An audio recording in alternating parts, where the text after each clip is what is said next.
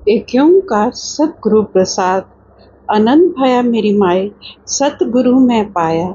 सतगुर का पाया सहज सेती, मन वजिया बधाइयाँ। राग रतन परवार परया, सबद गावन आया। शब्दोत गावो हरि केरा, मन जिनी वसाया। कहे नानक आनंद हुआ, सतगुरु मैं पाया। शब्दार्थ: सहज सेती मतलब सहज ही, स्वाभाविक ही। बधाइयाँ मतलब खुशी के गीत। परिवार मतलब समूह। केरा मतलब का। सलाद: मेरी जननी, मैं भाग्यशाली हूँ कि मुझे सदगुरु के मिलाप द्वारा आनंद की प्राप्ति हो गई है। सदगुरु की प्राप्ति स्वाभाविक ही हो गई, इससे मन खुशी से भर गया। इस अवस्था में मेरे अंदर रत्नों के समान अमूल्य राग रागनियां प्रकट हो गई और शब्द का प्रवाह चल पड़ा।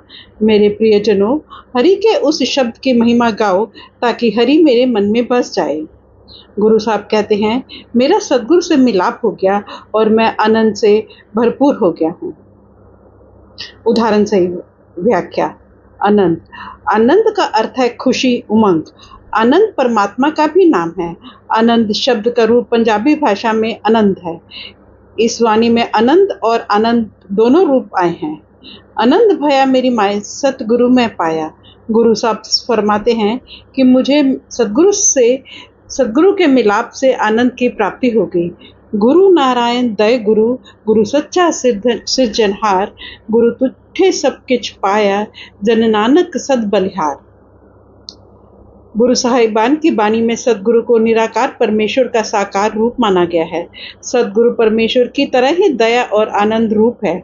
गुरु साहिब आनंद का आरंभ इस विचार से करते हैं कि सदगुरु का मिलाप या उनकी शरण ही सच्चे आनंद की प्राप्ति का वास्तविक आधार है।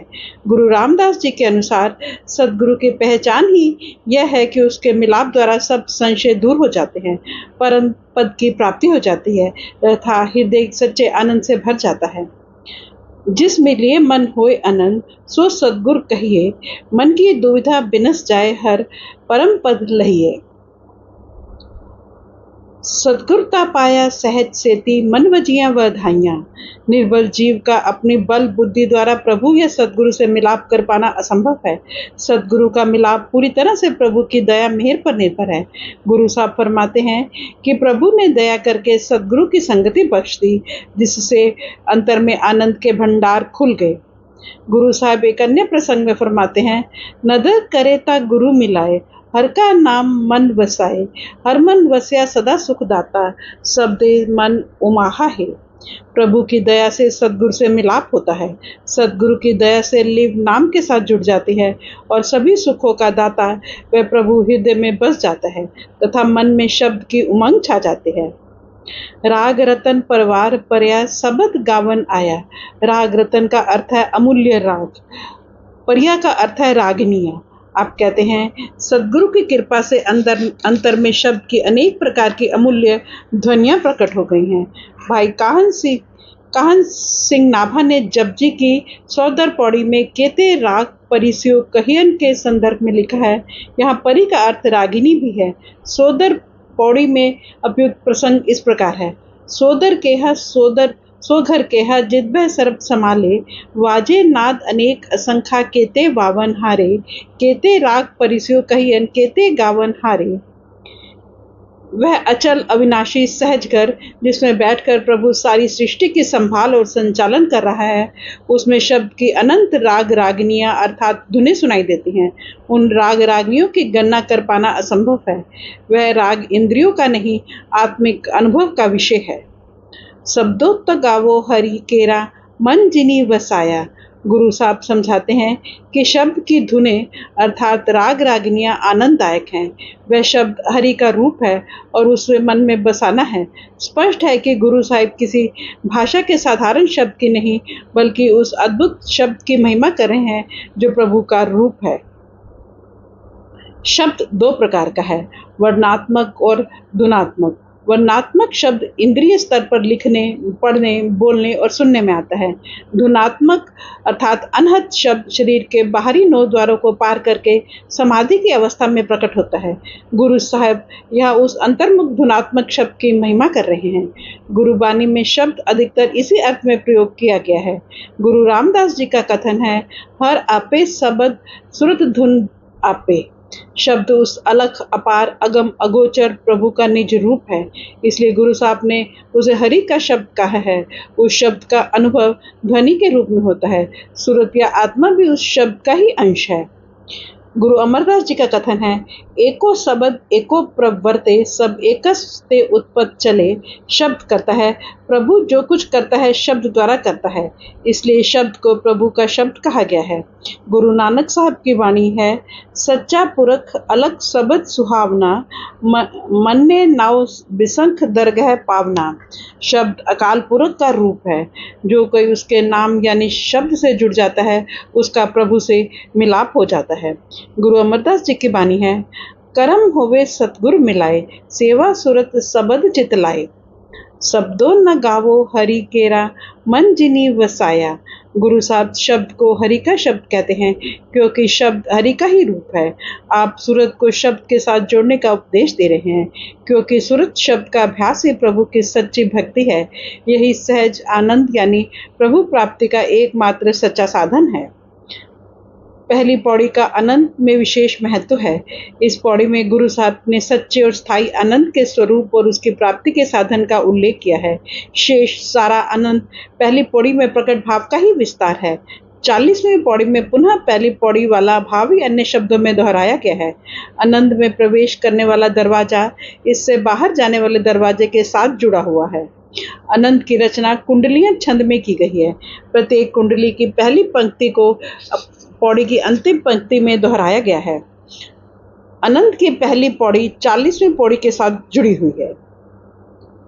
ए मन मेरिया तू सदा रहो हर नाले, हर नाल रहो तू मन मेरे, दुख सब विसारना। अंगीकार ओह करे तेरा कारज सब सवारना। सबना गला समर्थ स्वामी सो क्यों मनो बिसारे, कहे नानक मन मेरे सदा रहो हर नाले। शब्दार्थ। नाले मतलब साथ, विसारना मतलब भुला देना, भाव दूर कर देना। अंगीकार मतलब स्वीकार करना, शरण में लेना। संवारना मतलब ठीक करना, पूर्ण करना। सरलार्थ। हे मेरे मन, तू सदा हरि के साथ जुड़ा रहे क्योंकि वह हरि ही सब दुखों को दूर करने वाला है। यदि वह हरि तुझे अपनी शरण में ले ले तो तेरे सभी कार्य पूर्ण हो सकते हैं। जो हरि तेरे सभी कार्य संपूर्ण करने में समर्थ है, तो उसे क्यों भूला हुआ है। गुरु साहब कहते हैं, हे मेरे मन, तू सदा हरि के साथ जुड़ा रहे। उदाहरण सहित व्याख्या। ए मन मेरिया तू सदा रहो हर नाले। हे मेरे मन, तू सदा हरि के साथ जुड़ा रहे। गुरु साहब प्रभु के साथ जुड़े रहने का लाभ बयान करते हुए कहते हैं, हर नाल रहो तू मन मेरे, दुख सब विसारना। भले मानस, हरि के साथ जुड़े रहने में तुम्हारा बहुत लाभ है। तो हरि यानी उसके शब्द के साथ जुड़ा रहेगा तो तेरे सभी दुखों का नाश हो जाएगा।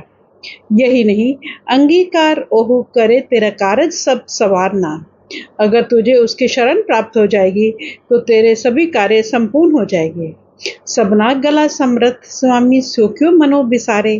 गुरु साहब प्रश्न करते हैं, भले मानस, तो उस सर्व समर्थ प्रभु को बिसारने की मूर्खता क्यों करता है। तेरा वास्तविक उद्देश्य यही है कि तेरे सभी दुख दूर हो जाएं, तुझे सर्वश्रेष्ठ सुख प्राप्त हो जाए। फिर तू सर्वशक्तिमान स्वामी की शरण क्यों नहीं लेता, तो तुझे सभी दुखों से मुक्त करके पूर्ण और अविनाशी सुख प्रदान कर सकता है। कहे नानक मन मेरे सदा रो हर नाले। गुरु साहब उपदेश देते हैं, मेरे प्यारे मन, तो हर ओर से ध्यान हटाकर अपने लिए उस आनंद में प्रभु के शब्द के साथ जोड़। साचे साहिबा क्या नहीं घर तेरे, घरता तेरे सब किछ है, जिस देह सो पावे। सदा सिर्फ सलाह तेरी नाम मन वसाविए, नाम जिनके मन वस्या वाजे सबद घनेरे।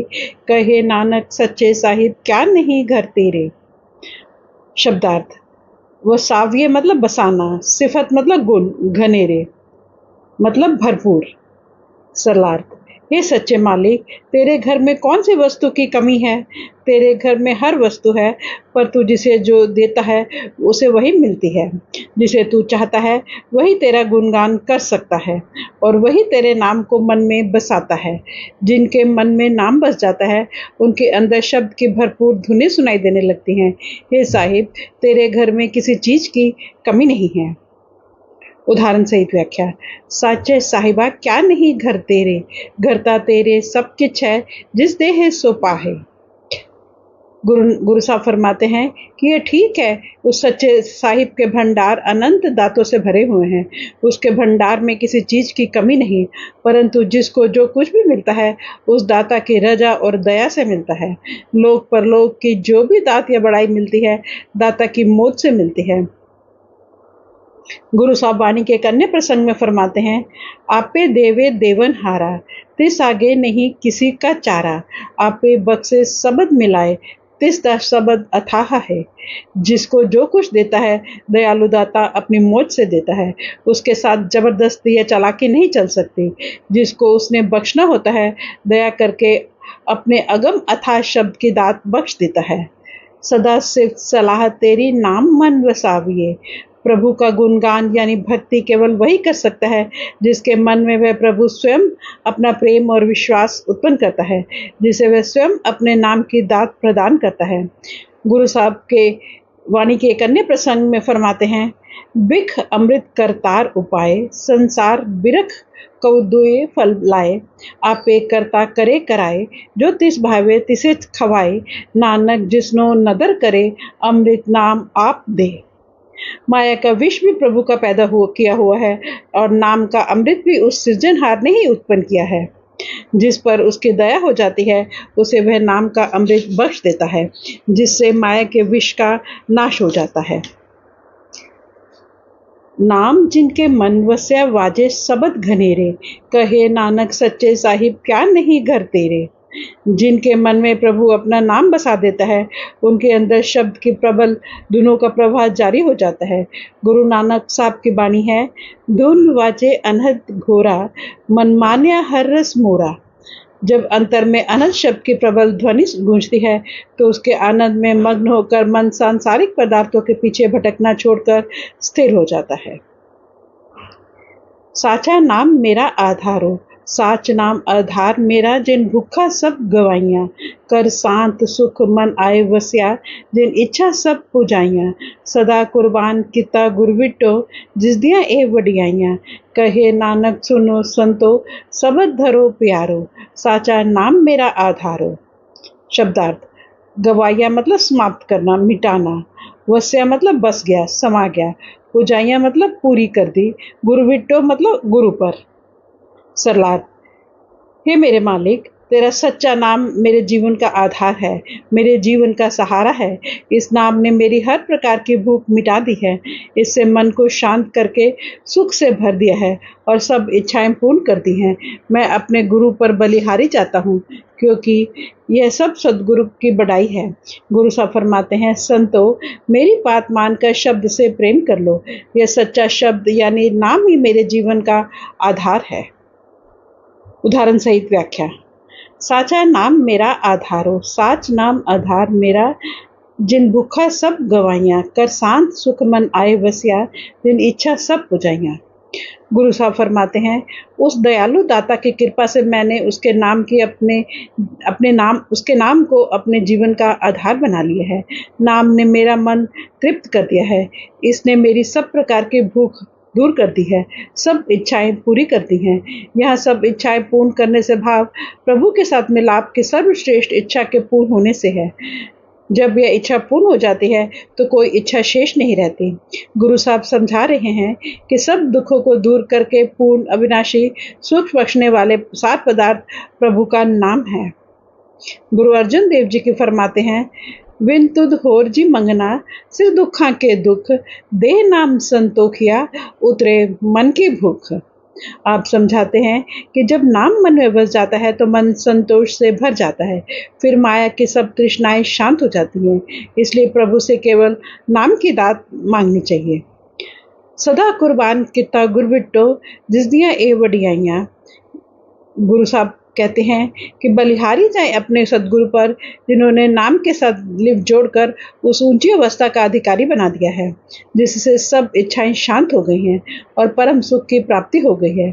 गुरु साहब की वाणी है, बलिहारी गुरु अपने विटो जिन साचे स्योर लिवलाई, सबद चिन्ह आत्म परगासिया सहजे रह समाई। गुरु अर्जुन साहब की वाणी है, बलिहारी गुरु आपने चरण बल जाओ, आनंद सुख मंगल बने पेखत गुण गाओ, कथा कीर्तन राग नाद धुन ए बन्यो सुआओ, नानक प्रभ सुप्रसन्न भय वांछित फल पाओ। फ्रेंड्स, ये वचन राधा स्वामी सत्संग व्यास द्वारा प्रकाशित पुस्तक आनंद साहब से लिए गए हैं। Thank you.